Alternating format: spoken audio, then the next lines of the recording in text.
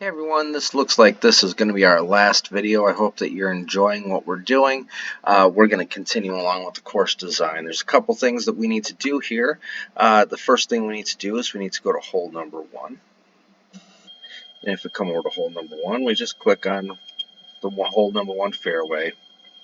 We go ahead and we click on the 6 for hole settings, and we need to make sure that that is a par 5. What we do is we go all the way around the course. I need to make sure I hit escape in between because that clears it. I just go to hole 2, and I go ahead to my hole settings, and that's supposed to be a par 5, so I'm good there. Then I go ahead to hole number 3 and make sure you hit escape in between each one, and I go to my course settings. That should be a par 5, good. And then this is going to save me a lot of headaches later on when I take a look at it. I'm like, oh, the par is totally wrong here. And I've already published my course, and there's not much I can do about it except for republish a course with the correct settings on it. Okay, so I got to make sure I hit my escape in between, and then I go ahead on to this, and I check setting. Okay, par 3, good. And I just go throughout my whole course with that.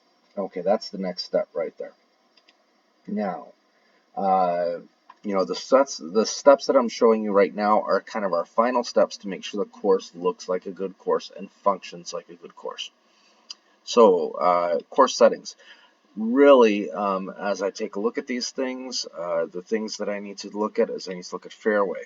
And I've got my fairway set at 0.8. That's because I'm in Illinois with very fast, firm fairways. And if I was in Florida, I might take that down to like a 0.6. And if I was in Georgia, I might take that up to a 0.91 is the fastest that you can go. Okay, I just got it playing like a course in Illinois would play.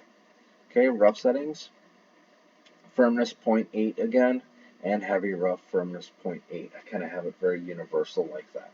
Okay, there are different things you can do with rough width, and we're not going to get into that, heavy rough width, and we're not going to get too far into that right there, but you can experiment with that. Green settings. If you're going to get one thing out of this video, get this out of it, because this is very important.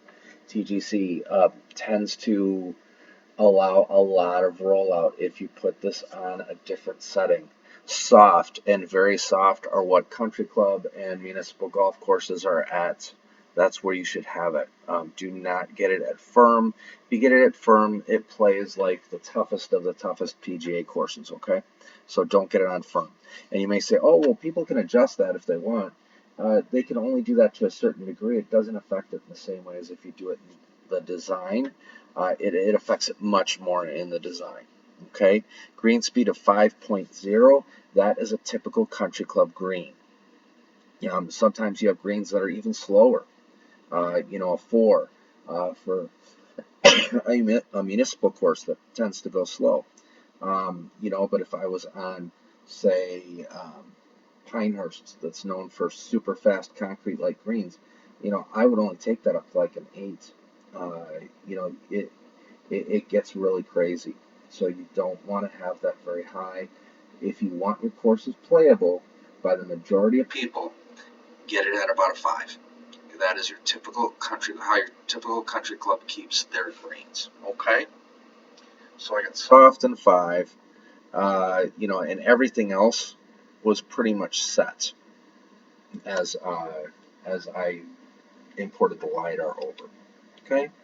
Bunker settings, don't really need to worry about those. All right, now I come to environment. All right, backdrop.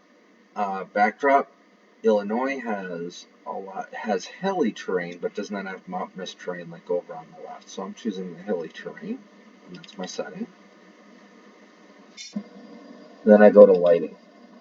Everyone's like, well, I want 12 o'clock lighting because that's the brightest. Okay, whoops. Now, that is true. 12 o'clock lighting, it's going to be the brightest, but it's also boring. Okay? You have hardly any shadows, you got nothing to play off of. And if you are using a harvest theme or any fall theme, you really need to play with light. Your courses can look incredible with good lighting, or they can look absolutely horrible. without the good lighting if you use a fall theme.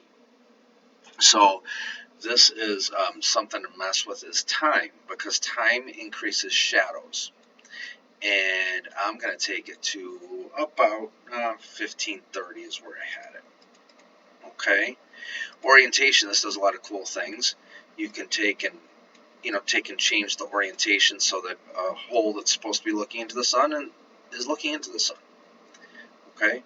Now I set my orientation to 34 degrees.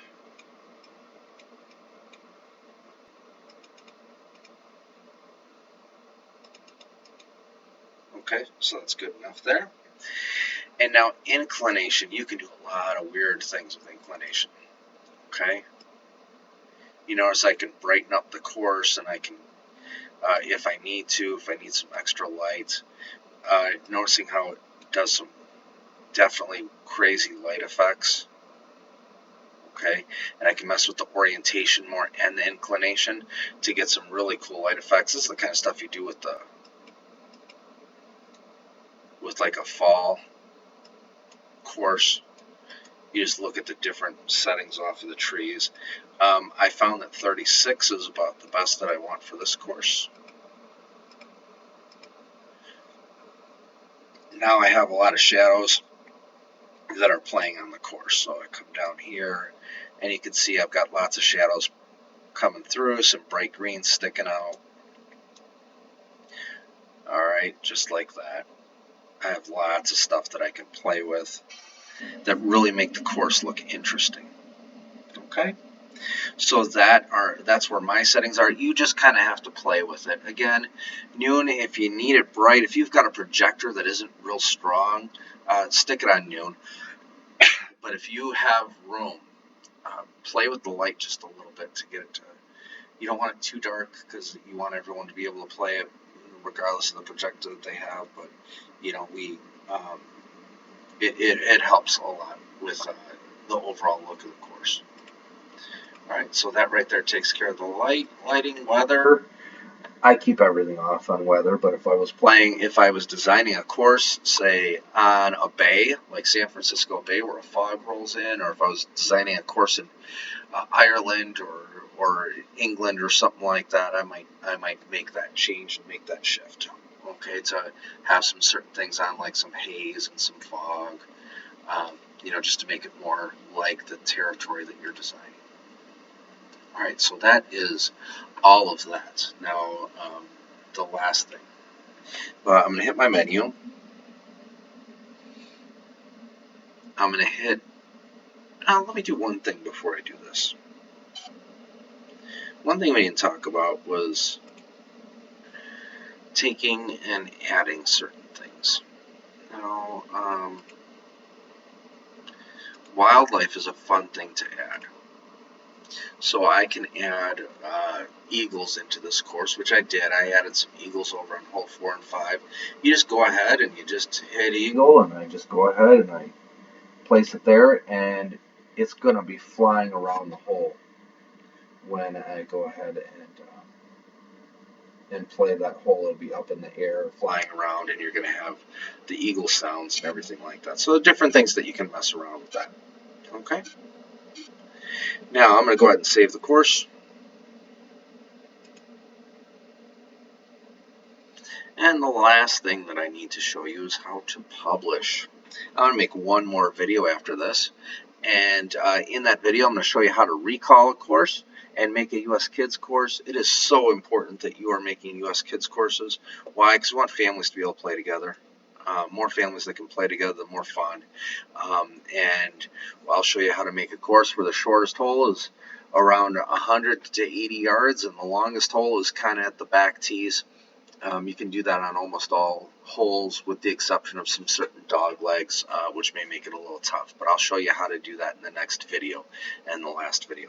So we're going to hit menu. We're going to go to rename course. We're going to make sure the name is correct. That's not quite the name I want. I want Quail Meadows, Washington.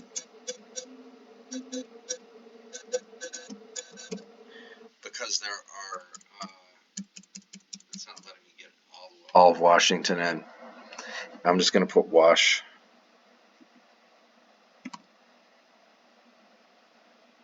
and I'll put IL.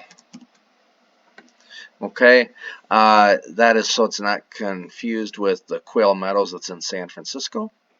There's one over there, and I believe that course is created on TGC as well. So I'm going to go ahead and I'm going to hit confirm. And the last thing I need to do is I need to hit publish. When I hit publish, I go ahead and I hit confirm. I'm not going to publish this right now, but I would go ahead and I'd hit confirm. And then after I hit confirm, it asks me to take a picture. And then I maneuver into a place where it gives me a good picture that's representative of the course. And I go ahead and click the mouse. It takes the picture, and then it is ready to publish. It'll be ready about an hour after you're done publishing it to go on to be able to play.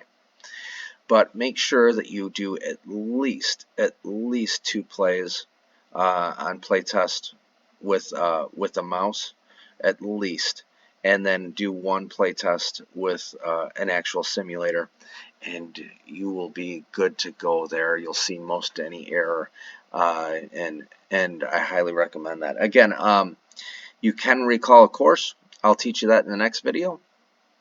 And I will teach you how to go ahead and do the TGC, how to do a US Kids course as well. That is all I have today. I hope that your course is going great. I hope to see tons of your courses being posted, and you can always post them on any of the Facebook groups that we have. We've got the TGC 2019 course design and the SkyTech TGC 2019.